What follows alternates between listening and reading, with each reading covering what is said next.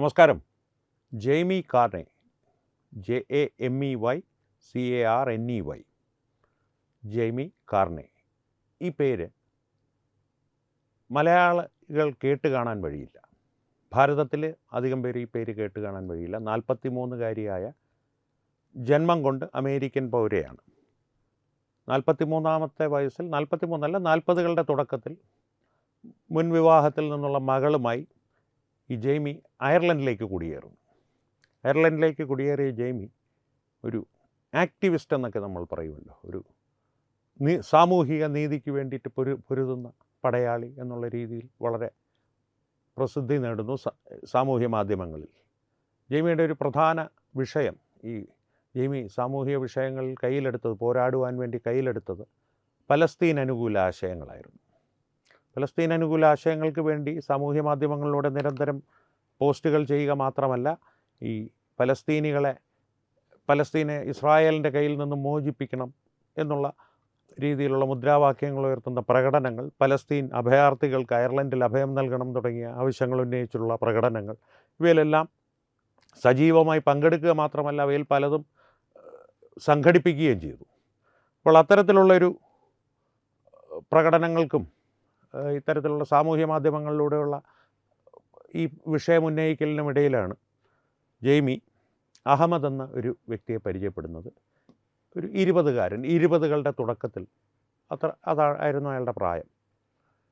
അഹമ്മദ് പലസ്തീനിയായിരുന്നു. അഭയാർത്ഥിയായി, അല്ലെങ്കിൽ അഭയാർത്ഥി ആകാനായി ഒരു അഭയകേന്ദ്രം അന്വേഷിച്ച് അയർലൻഡിൽ എത്തിയതാണ്. പലസ്തീനിൽ നിന്ന് നാട് കടത്തപ്പെട്ടോ ഓടി രക്ഷപ്പെട്ടോ അല്ലെങ്കിൽ ഭീകരവാദിയായിരുന്നോ ഒന്നും അറിയില്ല. പക്ഷേ അഹമ്മദിനെ കണ്ട് ജെയ്മിക്ക് അഹമ്മദുമായി ഇഷ്ടമാകുന്നു. ആ ഇഷ്ടം പ്രണയത്തിലേക്ക് വളരുന്നു.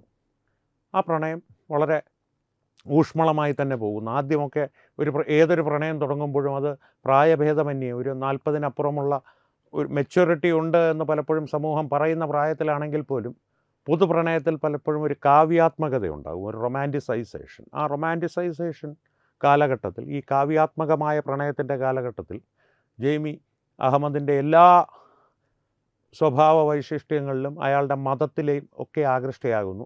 മതം മാറിയോ എന്നുള്ളത് വ്യക്തമല്ല, പക്ഷെ മതം മാറി ജെയ്മി എന്നാണ് അവരുടെ പിന്നീടുള്ള സാമൂഹ്യ മാധ്യമങ്ങളിലെ പോസ്റ്റുകൾ നമ്മളോട് പറയുന്നത്. കാരണം അഹമ്മദുമായി ഒത്തുമുള്ള ഫോട്ടോകളെല്ലാം പങ്കുവെച്ച് ഇൻഷാ അള്ളാ സൂൺ, അവരുടെ വിവാഹത്തെ സംബന്ധിച്ചുള്ള എന്തെങ്കിലും ആയിരിക്കാം അവർ ജെയ്മി സൂചിപ്പിച്ചിരുന്നത്. അപ്പോൾ അങ്ങനെ സന്തോഷകരമായി ജീവിതം മുന്നോട്ട് പോവുക. ഈ കഴിഞ്ഞ ജൂലൈ 7-ാം തീയതി, അധികം ദിവസങ്ങളായിട്ടില്ല, 2026 ജൂലൈ 7-ന് അയർലൻഡിലെ വീട്ടിൽ ജെയ്മിയെ തല്ലിക്കൊല്ലപ്പെട്ട നിലയിൽ കണ്ടെത്തി. പോലീസാണ് കണ്ടെത്തിയത്. അഹമ്മദ് ഒളിവിലാണ്. അഹമ്മദാണ് പ്രധാന കുറ്റവാളിയായി, അല്ലെങ്കിൽ ഈ കൊലപാതകത്തിന് കാരണം, കൊലപാതകം ചെയ്തത് അഹമ്മദാണെന്നാണ് പോലീസിൻ്റെ സംശയം. സംശയത്തെ ഏതാണ്ട് സാധൂകരിക്കുന്ന തെളിവുകളും അവർക്ക് ലഭിച്ചിട്ടുണ്ട്. അഹമ്മദ് ഒളിവിലാണ്. ഇനി ഈ വിഷയം എന്താണ്? ജെയ്മി കാർനെയുടെ വിഷയമാണോ നമ്മുടെ ഇന്നത്തെ വിഷയം? ജെയ്മി കാർനെയും വിഷയമാണ്. ജെയ്മി കാർനെ മാത്രമല്ല, സവരിയ ബസന്തും വിഷയമാണ്. ഹരിപ്പാടുകാരിയാണ്. ഇവർ തമ്മിൽ ഒരുപാട് സമാനതകളുണ്ട്. ഒരു വ്യത്യാസമുള്ളത്, സവരിയ ബസന്തിൻ്റെ കൊലപാതകത്തിൻ്റെ ഉത്തരവാദിയായ സദറുൽ അനം എന്ന ജിഹാദി മതപരിവർത്തനത്തിന് എത്ര നിർബന്ധിച്ചിട്ടും അതിന് വഴങ്ങിയില്ല. ആ പേരിൽ ക്രൂരപീഡനത്തിൻ്റെ ഇരയായി കൊല്ലപ്പെട്ട ഒരു പെൺകുട്ടിയാണ്.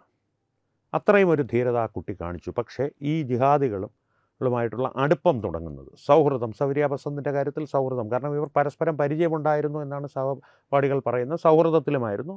അതിനപ്പുറത്തേക്കാണ് നമ്മുടെ ഇന്നലെ ഒരു ചർച്ചയിൽ ഞാൻ പറഞ്ഞതുപോലെ, ആ ഒരു സാമൂഹ്യ മാധ്യമങ്ങളിൽ മസ്ലിം ഭരിക്ക് നടക്കുന്ന ഒരു പൊണ്ണനുണ്ടല്ലോ, ഒരു മോഴ, ഷിയാസ് കരീമിനെ പോലെ ബീഫ് കഴിക്കൂ, ഈറ്റ് BJP ആണോ എന്നുള്ള രീതിയിലുള്ളൊരു മനോഭാവം കൂടുതൽ വികലമായ, വയലൻ്റായ രൂപത്തിൽ, വലിയ ഭീകരമായ രൂപത്തിൽ സദറുൽ അനത്തിൽ നിന്ന് പുറത്തു വന്നത് മതപരിവർത്തനത്തിന് വഴങ്ങാത്ത സവരിയ ബസന്തിനെയും സദറുൽ അനം തല്ലിക്കൊല്ലുകയായിരുന്നു.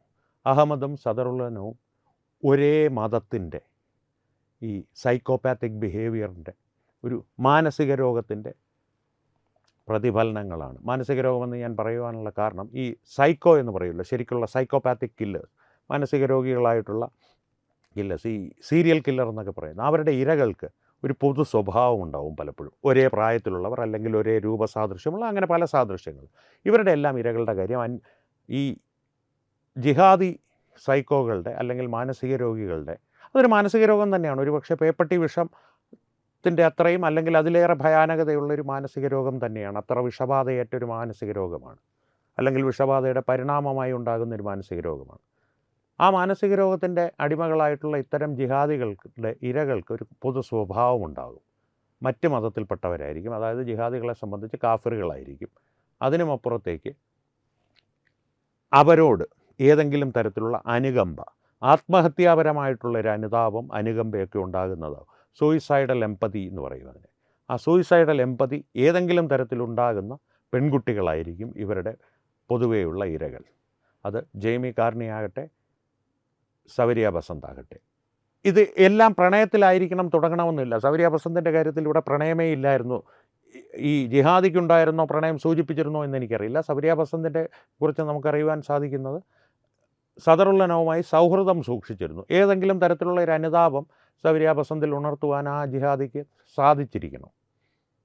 അതുപോലെ തന്നെ അതിനുമപ്പുറത്തേക്ക് പ്രണയത്തിലേക്ക് ജെയ്മി കാർണിയിൽ വികാരം വളർത്തുവാൻ, അത്തരത്തിലൊരു മനോഭാവം വളർത്തുവാൻ അഹമ്മദിനും സാധിച്ചിരിക്കണം. ഞാൻ നേരത്തെ പറഞ്ഞല്ലോ, സൂയിസൈഡൽ എംപതി, ആത്മഹത്യാപരമായ സഹാനുഭൂതി. ഈ വിഷയത്തിൽ ജെയ്മി കാർണിയും കുറ്റക്കാരിയല്ല, സവരിയ ബസന്തും കുറ്റക്കാരിയല്ല. അവർ ശരിയെന്ന് വിശ്വസിക്കുന്ന ഒരു ആശയം അല്ലെങ്കിൽ ഒരു വികാരത്തിന് വേണ്ടി അവർ ഉറച്ചു നിന്നു. അവരതിനെ ആ പാത പിന്തുടർന്നു. ജെയ്മി കാർണിക്ക് അഹമ്മദിനെ പോലൊരു അഭയാർത്ഥി സഹതാപം അർഹിക്കുന്നു എന്നുള്ള തോന്നലിൽ നിന്ന്, ആ വിശ്വാസത്തിൽ നിന്ന് അയാളോട് അടുപ്പം തോന്നുന്നു. ആ അടുപ്പം പ്രണയമായി വളർന്നു. സവരിയ ബസന്തിന് ഈ ജിഹാദിയോട് ഏതോ തരത്തിൽ അനുതാപം തോന്നി, അത് സൗഹൃദമായി വളരുന്നു. ആ സൗഹൃദം സവരിയ ബസന്തിൻ്റെ ജീവനെടുക്കുന്നു. ജെയ്മി കാർണിയുടെ കാര്യത്തിലും അങ്ങനെ തന്നെ.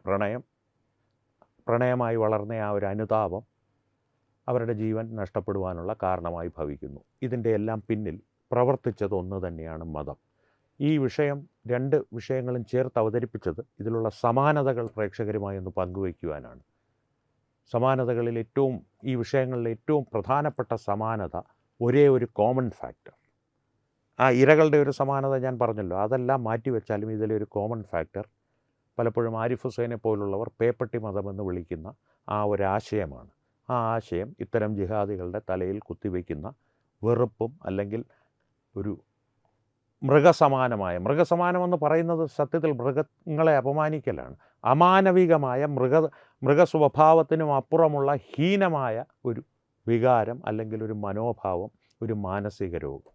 അതുതന്നെയാണ് അഹമ്മദിലും സദറുല്ലനത്തിലും സമാനമായുള്ളത്. അത് വീണ്ടും പറയുന്നു, പേപ്പട്ടി മതമാണ്. ആരിഫ് ഹുസൈൻ്റെയൊക്കെ ഭാഷയിൽ പറഞ്ഞാൽ പേപ്പട്ടി മതത്തിൻ്റെ ആശയങ്ങളാണ്, മാർഗരേഖകളാണ്. അതിനെ സമൂഹം എങ്ങനെ പരിഹരിക്കും? നിരവധി ചർച്ചകളിലൂടെ വ്യക്തിപരമായിട്ടുള്ള അഭിപ്രായങ്ങൾ ഞാൻ പ്രകടിപ്പിച്ചിട്ടുള്ളതാണ്. നിങ്ങളുടെ അഭിപ്രായങ്ങൾ കമൻറ്റുകളിലൂടെ പങ്കുവയ്ക്കുക. ഒപ്പം സദറുല്ലനത്തിനെയും അഹമ്മദിനെയും ഒരുപോലെ കാണുവാൻ, അവരിൽ നിന്ന് അകന്നു നിൽക്കുവാൻ നമ്മുടെ പെൺകുട്ടികളെ പഠിപ്പിക്കുവാൻ ശ്രമിക്കുക. ഇതിൽ കൂടുതൽ ഈ വിഷയത്തിൽ തൽക്കാലം ഒന്നും പറയുവാനില്ല. ഈ വിഷയത്തിലും മറ്റു വിഷയങ്ങളിലും സംവാദങ്ങൾ തുടരട്ടെ. വീണ്ടും കാണാം. നന്ദി, നമസ്കാരം. HIV അണുബാധ സന്തോഷപൂർണമായ ഒരു ജീവിതത്തിന് തടസ്സമല്ല. HIV അണുബാധയ്ക്ക് ഫലപ്രദമായ ചികിത്സ ഇന്ന് ലഭ്യമാണ്. ഇതിന് യഥാസമയം അണുബാധ കണ്ടെത്തുന്നതും കാലേക്കൂട്ടി ചികിത്സ നടത്തേണ്ടതും അത്യാവശ്യമാണ്. സൗജന്യമായ ചികിത്സയും മാർഗനിർദ്ദേശങ്ങളും സർക്കാർ ആശുപത്രികളിലെ ART അഥവാ ഉഷസ് കേന്ദ്രങ്ങളിൽ ലഭ്യമാണ്. ആരോഗ്യ സംരക്ഷണം ഓരോരുത്തരുടെയും ഉത്തരവാദിത്തമാണ്.